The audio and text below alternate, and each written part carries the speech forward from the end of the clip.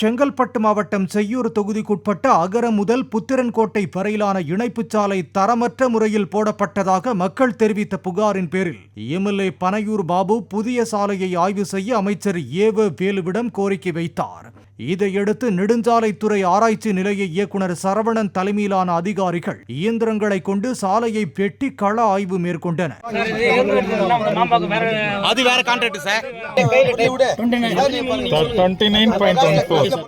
சில பகுதிகளில் நிர்ணயம் செய்யப்பட்ட அளவை விட குறைந்த அளவில் சாலை அமைக்கப்பட்டது தெரிய வந்தது.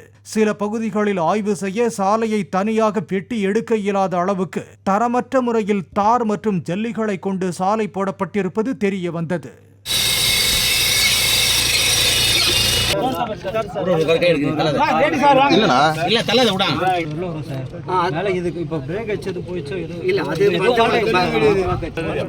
சார் இப்போ நீங்க அதை எடுக்கிறது வந்து தார் போட்டு எடுக்கிறீங்களா?